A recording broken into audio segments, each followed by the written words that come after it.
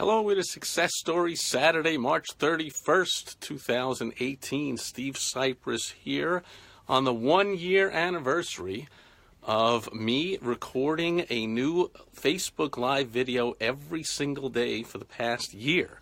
Started on March 31st of 2017, and so it's happy anniversary to me and the Facebook Live videos and all of you loyal viewers that tune in every once in a while or all the time. Speaking of which, Dog is here, Chris is here, good seeing you guys. Rhino of the day is this blue rubber Indian rhino for rhino aficionados. That's an Indian rhino. It's actually a rubber rhino, and it is blue because blue is the color, in case you can't tell, of the New York Mets. That's light blue, and the Mets are royal blue and orange. And if you didn't know, a little trivia here for fans that didn't know. Not that you care, but the New York Mets colors of blue and orange come because of the two New York National League Baseball teams that up and moved out on all their fans from New York in the 50s. That's the Giants, orange color, that went to San Francisco, and the Dodgers, blue, that went to L.A., and so when the New York Mets came along in 1962, they adopted those colors, blue and orange, and they immediately inherited millions of fans who had still been angry and disgruntled and miserable over the departure of their beloved Giants and or Dodgers. And that included my dad, who grew up in Brooklyn and was a diehard Brooklyn Dodgers fan, and they up and moved out. And so instantly he became a Mets fan, and I became a Mets fan as well. And the Mets, in case you're not following it, because why would you be, baseball season is in full swing underway, and the New York Mets are undefeated and in first place, having won both of their games. And if a meteor hit every stadium in the world and the whole season was called to an end right now, the New York Mets would end the season undefeated. So I'm wearing the full Mets regalia with the New York Mets shirt and the New York Mets hat. And, of course, let's not forget the New York Mets pants. So, yeah, we're having Mets fever. Speaking of which, Success Story Saturday, and Doug is here. Happy anniversary, Steve. Your live videos inspired me to do the same thing, and now I'm selling out show after show. Well, you're giving me way too much credit. Doug is a professional comedian, for those you don't know, and so his videos are at least several bazillion times better than mine. And, of course, that's fantastic. I had no idea that I was your inspiration for that. So that's actually now you're catching me off guard. That's pretty exciting and very cool to hear. Thank you. Bringing a tear to my eye. Cut that out.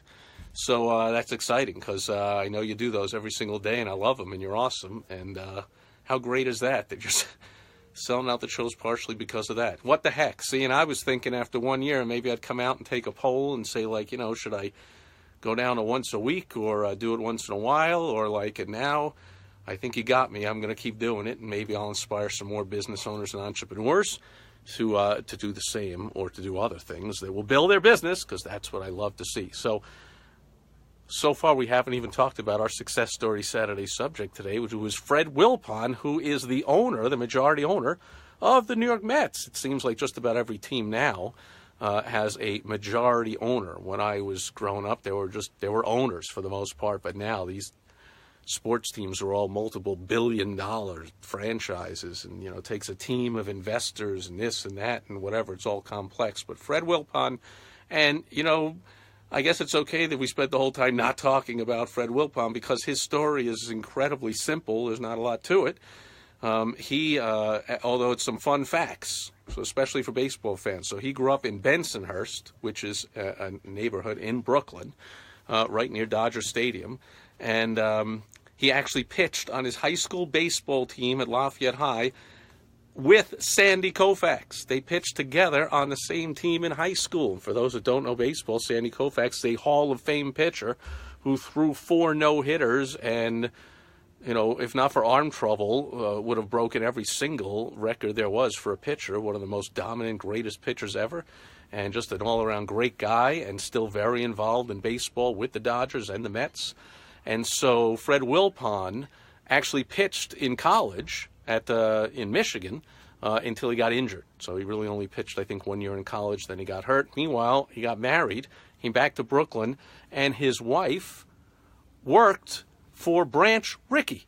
So for those, again, that don't know, Branch Rickey was the president of the Brooklyn Dodgers, famously broke the color line when he went against all kinds of people telling him not to do it, and common judgment and whatever, and just said, screw that. And he signs Jackie Robinson to a major league contract and revolutionized not only sports, but the whole country and the whole world. So that's Branch Rickey, but this is not about Branch Rickey. But how about that connection?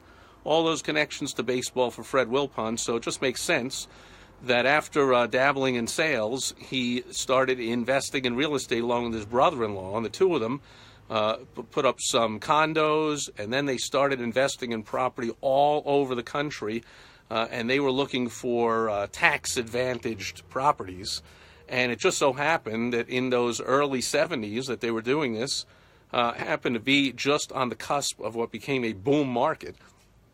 And so their properties, they were in the right place at the right time, and they hustled and bought a bunch of properties. Then they went crazy up in value, and they became multiple millionaires. And eventually Fred Wilpon accomplished what was very likely a childhood dream of his, and he bought the New York Mets. And his son is like, COO or something, and his other son and whatever, his whole family's involved in it, whatever. And but I guess most infamously, what Wilpon is known for recently was he was one of the more prominent people caught up in the Bernie Madoff fiasco, the Ponzi scheme.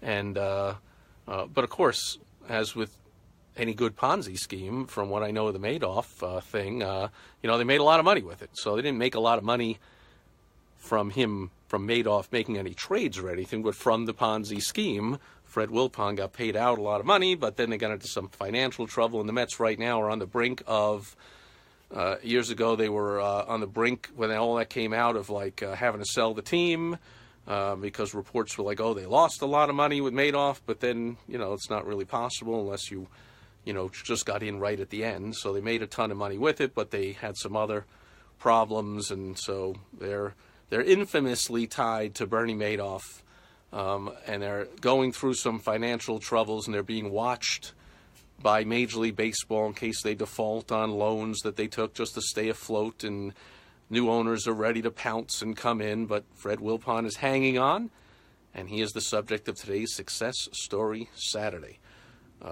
Grew up in the same neighborhood as Sandy Koufax and knew Branch Rickey, and so probably spent his whole life saying, one day I want to stay in baseball and I want to own a baseball team, and sure enough, he does. And his team, New York Mets, is undefeated in first place, so take that, everybody else. Ben is here, Michael is here. Dog says, everywhere I go, people say, I love your Facebook Live videos. Yes, and not really the same with me, although I do get a lot of people. I got a lot of messages, and people say when I ask them that's where they found me, my videos, which I don't just put on Facebook. Maybe you're watching this on YouTube or on LinkedIn or through Twitter or through the Rhino Daily podcast or the Rhino Daily blog or wherever the hell else it is. It's all over the place. And so that's really great to hear. So that's it for Success Story Saturday. Let's go Mets. Thanks to everybody here live. Dog, keep up the great work. Happy 1-year anniversary to me. Tomorrow starts year number 2 of doing a new Facebook Live video every day. It'll be Sunday Funday and Easter, so I'll really just be checking in to say hello. Hope all you guys are having a fantastic Easter, fantastic Passover, fantastic blue moon. Is the moon out yet? Rises back there in the east. I don't see it out yet, although there are clouds. Yeah, but usually we see it even with the clouds, so it's not out yet. But whatever you're celebrating this weekend, I hope it goes well for you, as always. And I hope you'll tune back in tomorrow. I'll just check in to say hello. And then Monday, Direct Mail Monday, where I dip into the Sipress mailbox and I teach some business advertising and marketing lessons around what just happens to arrive in my mailbox, but you never know, so you got to tune in. How about that for a tease? All right. Over now for Success Story Saturday. Let's go Mets. Thanks to everybody being here today. Dog says, I need to model your repurposing strategies. Yeah, you do, and do better. There's all kinds of places you can put it. Go just start putting it all over the place. I'll help you do that if you want. Let me know. And I'll help anybody else let me know. Send me a message or a tweet at Steve Sipress, or an email, steve@stevesipress, or go to stevesipress.com, or tweet me on Twitter, or Facebook me on Facebook, or YouTube me on YouTube, or do whatever you want to do. And Everett Farnell is here, my partner, on my other podcast we've been doing for over 2 years now, the Lessons Learned from Donald Trump podcast. New episode live every single day, which includes every week on a Saturday, which includes today, and I think it's episode number 105. So we've been doing that one for over 2 years. So great seeing you, Everett, and everybody else here. Hope you're having a fantastic weekend, and I'll catch you back here tomorrow on Sunday Fun Day. Over and out, folks. Bye-bye.